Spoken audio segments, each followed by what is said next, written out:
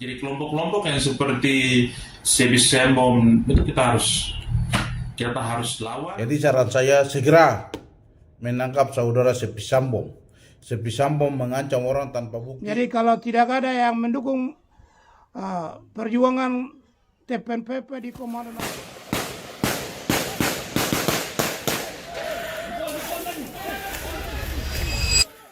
Alih-alih memberikan dukungan, beberapa tokoh asli Papua justru bersikap sebaliknya. Salah satunya adalah anggota DPR, Son Pahabol, yang secara tegas meminta TNI dan Polri bekerja sama untuk memburu jubir organisasi Papua Merdeka, Sebis Sambom. Permintaan itu bukan tanpa alasan. Sebi dan kelompoknya berulang kali dikaitkan dengan aksi-aksi kekerasan di Papua. Bahkan ia pernah terang-terangan mengancam akan membunuh Bupati Jaya Wijaya, sebuah ancaman yang memperlihatkan betapa brutalnya sepak terjang sang juru bicara. Jadi saran saya segera menangkap saudara Sebis Sambom. Sebis Sambom mengancam orang tanpa bukti. Di saat aparat TNI dan Polri semakin gencar menekan OPM, muncul kabar bahwa Sebi justru melarikan diri ke negara tetangga Papua Nugini untuk menghindari pengejaran. Wakil Ketua 3 DPRK Jayapura Nelson Yohosua Ondi turut menyoroti kaburnya salah satu buronan paling dicari tersebut. Nelson menyampaikan rencananya membentuk Asosiasi DPRK Jalur Otsus se-Papua Raya sebagai wadah untuk mengoordinasikan langkah resmi. Melalui organisasi itu, mereka berencana mengirim surat ke Kedutaan Besar Papua Nugini di Jakarta agar pemerintah PNG menindak tegas Sebis Sambom, bahkan mendeportasinya agar dapat diadili di Indonesia. Jadi kelompok-kelompok yang seperti Sebis Sembom itu kita harus lawan. Menanggapi berbagai seruan itu, Sebi akhirnya buka suara. Ia menyatakan bahwa pemerintah Papua Nugini tidak mungkin semudah itu menangkap dirinya. Menurut Sebi, otoritas Papua Nugini memahami hak rakyat Papua untuk merdeka. Pernyataan tersebut secara tidak langsung menunjukkan bahwa, dalam pandangannya, pemerintah Papua Nugini berada di sisi OPM yang secara sadar ataupun tidak. Jadi kalau tidak ada yang mendukung perjuangan TPNPP di Komando. Sejak lama, Papua Nugini kerap menjadi tujuan pelarian sekaligus tempat persembunyian bagi anggota OPM. Hal ini bukan sekadar asumsi. Pada tahun 2019 misalnya, sekitar 700 anggota OPM dilaporkan meninggalkan wilayah Indonesia dan menetap di Provinsi Barat, Papua Nugini. Kondisi geografis turut mendukung situasi tersebut. Perbatasan darat Indonesia, Papua Nugini yang panjang, lebat oleh hutan, dan sulit diawasi secara ketat, menjadikannya jalur ideal bagi kelompok separatis untuk kabur setelah melakukan aksi di wilayah Indonesia.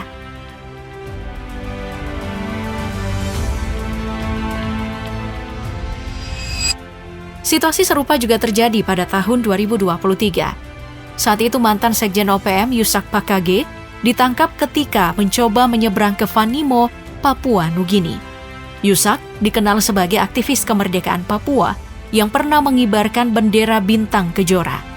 Ia disebut hendak menuju Papua Nugini untuk menghadiri kegiatan United Liberation Movement for West Papua atau ULMWP, sebuah acara yang dipimpin Benny Wenda pada Juli 2023 di negara tersebut. Di media kita sudah tahu semua bahwa di Papua terjadi konflik yang makan banyak korban.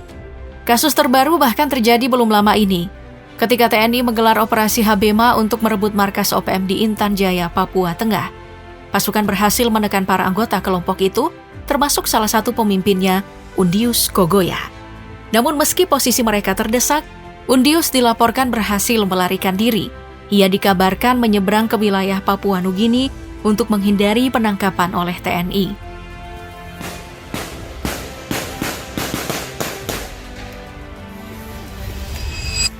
Secara garis besar, pemerintah Papua Nugini selalu menegaskan sikapnya. Mereka menghormati kedaulatan Indonesia.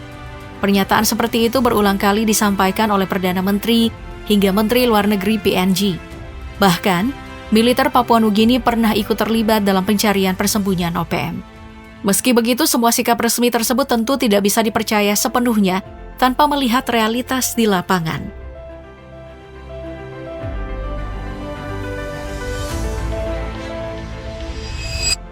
Sebab kenyataannya, anggota OPM disebut kerap dengan mudah menyeberang ke wilayah Papua Nugini untuk menghindari operasi TNI.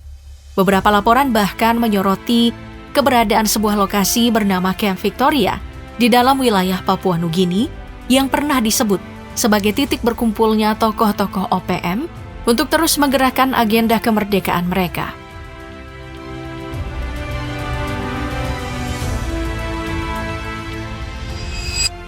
Kondisi ini pun menimbulkan dugaan kuat bahwa Papua Nugini memberikan ruang gerak bagi OPM walau tidak dilakukan secara terang-terangan. Terlebih, sejumlah kejadian menunjukkan adanya peningkatan serangan kelompok OPM terhadap warga sipil dan pos keamanan di kawasan perbatasan Indonesia-Papua Nugini yang semakin menguatkan kesan bahwa kelompok tersebut masih beroperasi dengan leluasa dari wilayah seberang.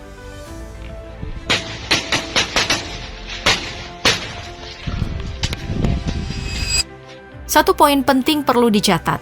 Secara formal, pemerintah Papua Nugini memang tidak pernah menyatakan dukungan mereka kepada OPM.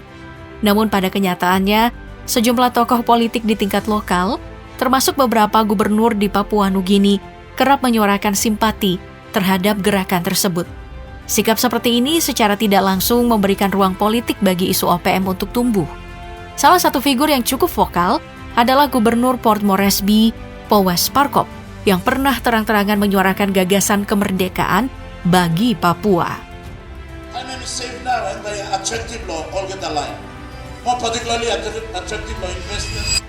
Parkop menilai bahwa masyarakat Papua Nugini memandang warga Papua Barat sebagai bagian dari keluarga mereka sendiri. Dari sudut pandangnya, kedekatan hubungan itu membuat OPM dianggap berhak memperjuangkan kemerdekaan di Papua Barat. Narasi-narasi seperti ini kemudian ikut mempengaruhi sikap publik di Papua Nugini, terutama mereka yang tinggal di wilayah perbatasan dan memiliki kedekatan budaya maupun ikatan kekerabatan dengan masyarakat Papua di Indonesia. Di titik inilah, simpati sosial untuk OPM semakin menguat dari waktu ke waktu. Merdeka! Papua! Merdeka! Papua! Merdeka! Papua! Tidak hanya itu, ada pula laporan mengenai deklarasi dukungan dari kelompok pemuda hingga kalangan intelektual di sejumlah provinsi Papua Nugini yang menyatakan solidaritas terhadap perjuangan OPM. Bahkan, sempat muncul kasus di mana kelompok relawan atau batalion sipil di Papua Nugini menyatakan siap bergabung dengan OPM dan mengangkat senjata melawan TNI demi kemerdekaan Papua. Perlu digarisbawahi, dukungan tersebut berasal dari masyarakat sipil, bukan dari institusi militer resmi Papua Nugini.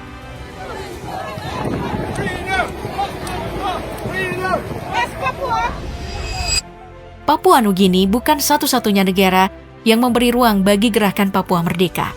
Australia yang dalam sejarahnya beberapa kali berselisih dengan Indonesia soal kawasan regional juga kerap terlihat mendukung upaya OPM memperjuangkan kemerdekaan Papua Barat. Pertanyaannya, bagaimana sebenarnya peran Australia dalam dukungan tersebut? It is great to have the honor of being back in the Prime Minister's courtyard. And I do want to thank the Australians. Australia masuk dalam daftar negara yang dianggap mendukung Papua Merdeka. Di berbagai negara, sejumlah kelompok aktivis pro-Papua menggunakan bendera bintang kejora dalam aksi mereka. Bahkan setiap 1 Desember, para pendukung Papua di Sydney mengibarkan bendera itu di balai kota Leichhardt sebagai bentuk protes terhadap Indonesia. Perayaan tersebut bahkan mendapat restu resmi dari wali kota Inner West Council memperjelas sikap publik dan politik lokal di sana.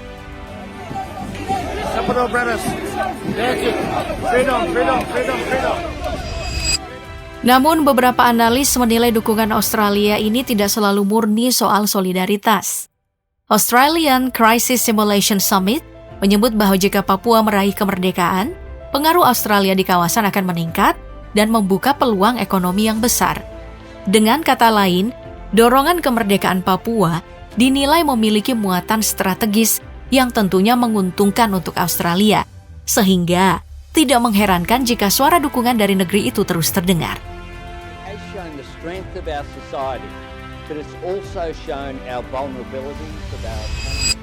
Selain Australia, Selandia Baru juga termasuk negara yang memberi dukungan bagi gerakan OPM. Hal ini terlihat dari keterlibatan 11 anggota parlemen dan politikus Selandia Baru dalam deklarasi Westminster yang diprakarsai Benny Wenda, pemimpin Persatuan Gerakan Pembebasan Papua Barat. Artinya, dukungan internasional terhadap isu Papua tidak hanya datang dari satu atau dua negara saja.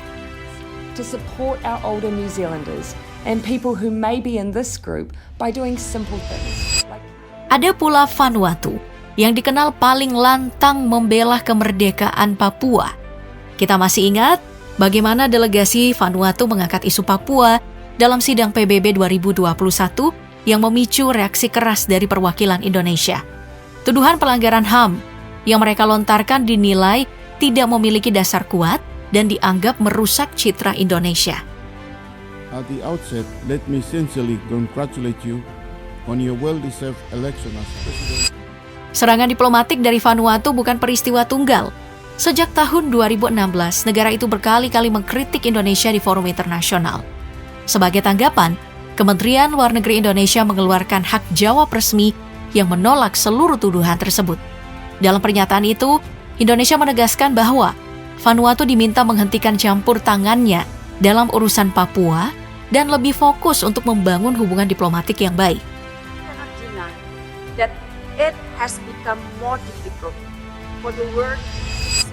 Dukungan bagi Papua merdeka juga datang dari Tuvalu.